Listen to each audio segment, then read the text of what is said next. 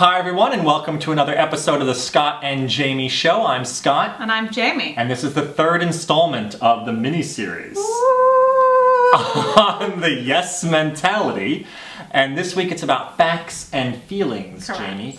Let's talk about this very specific skill that if you want to have the yes mentality, you have to implement. So we talked the last week about being curious. But there's a specific skill set to being curious, which is really understanding your coworkers, your boss, or your clients' facts. What is really bothering them about the situation, and then normalizing or validating their feelings about the situation. Yeah, so critical. Again, the first step is getting to the facts, and sometimes we have to be very, very aware that what the person is saying the facts are may not be the facts that are really producing the angst or the sadness or the anger or whatever it is. So making sure that you repeat it in a way so you're telling me that when this is happening, and then you tell them what is happening, and oh no, actually it's not that, it's something else, and then you get really to the root of it before you even get to the feelings. So I have a really good example of the facts. So I was talking to a friend and they said, I'm really upset, I travel a lot and I'm constantly eating fast food. And I really want to eat healthier. And I said, okay, what's the problem? Well, you know, the problem is I want to cook more. And I said, well, what's stopping you?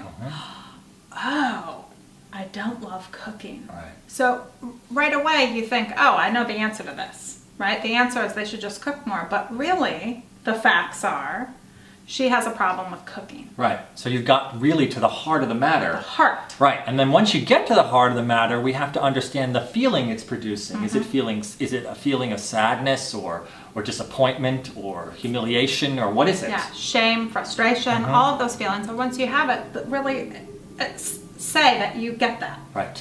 And making sure that you know that even if you were going through a similar thing, you would not have, it wouldn't be similar. Everyone feels things differently, and that you have to normalize the feeling for the other person without saying, yes, this happened to me and I felt the same way. Right. You don't want to share or compare. Right.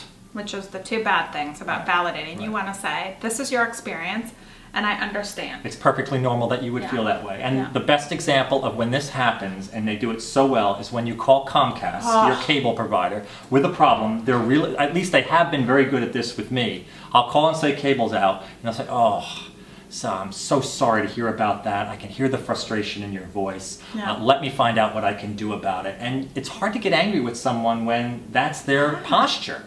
It's like, I want to help, I'm going to do what I can, and hold on, I'll get right back to you. And they're even getting better at checking in every so often if they haven't found an answer yet, and saying, I'm still looking into it. And it's just, it deflates me in some ways because I want to get angry, but I can't get angry because they're on it. You call up so upset, and they're like, well, I would be upset if my cable was out too. And you're like, well, dang it.